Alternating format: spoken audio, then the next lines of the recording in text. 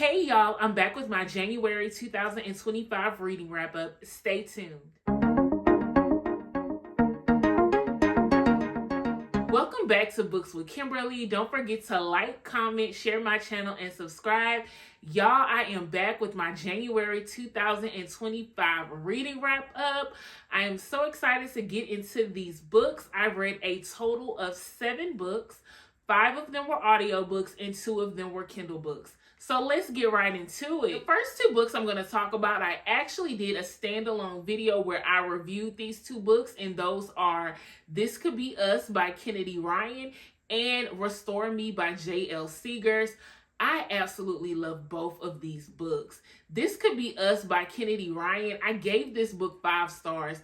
Y'all, I loved everything about this book. Restore Me by J.L. Seegars. I gave this book 4 stars. So y'all go check out those reviews to find out more. I started the year off with some black fantasy, and that is Immortal Dark by Tigest Girma. This was my first time reading a book by this author. Immortal Dark is about vampires, black vampires, and there's this society, this university called Uxley University, where they have these 12 houses that are governed by these families. Each family has several vampires there. The main character, Kidan, is from the Adana family, and the Adana house only has 1, and that vampire is Susan Yos. Kidan decides to go to this university because her sister disappeared, and she believes that a vampire took her sister, so she wants to go there and find out what happened to her sister.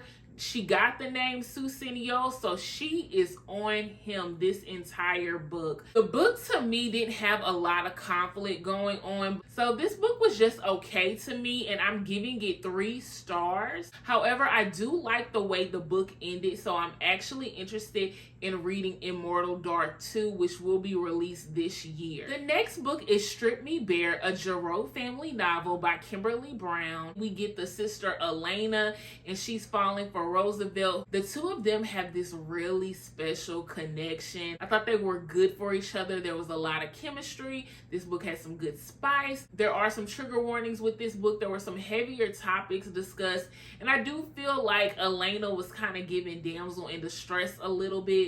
So I feel like I didn't really enjoy this book as much as the others because there is a sad undertone through it. I gave it 3.5 stars. I'm trying not to round up this year, and I'm giving this book a solid 3, but I did enjoy it, and I have one more book in the Giroux family series. This was book number 4, so I have to read book number 5, and then I will be done. My next read was The Partner Plot by Kristina Forrest. This is a part of the Green Sister series, book number 2. This sister is Violet, and y'all, Violet is so fun. This book gave really good romantic comedy vibes. The main characters are Violet and Xavier. So we start off learning that Xavier and Violet were high school sweethearts, and they broke up, I believe, during their freshman or sophomore year of college. Fast forward 10 years later, both of them end up in Vegas at the same club. They hang out, they get drunk. The 2 of them end up in a chapel, married. Well, maybe not so much.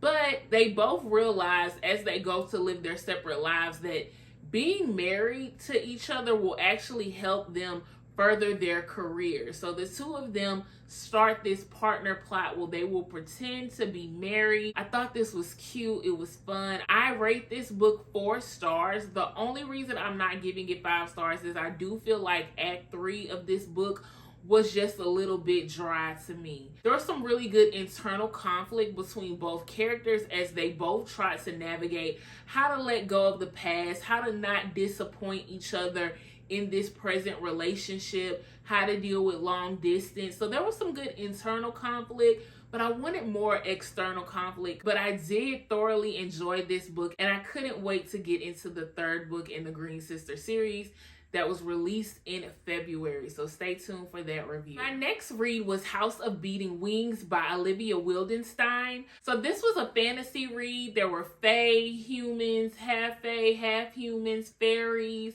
and some crows. So this Story is about Fallon. She meets this lady who gives her this prophecy that she is the chosen one to go on this journey and free these crows, and when they come together, she will be queen and she will get her king. And so she is in love with her best friend, who is a prince. She's half fae, he's full fae, and they technically cannot be together. So that's what motivates her to go on this journey that she knows absolutely nothing about.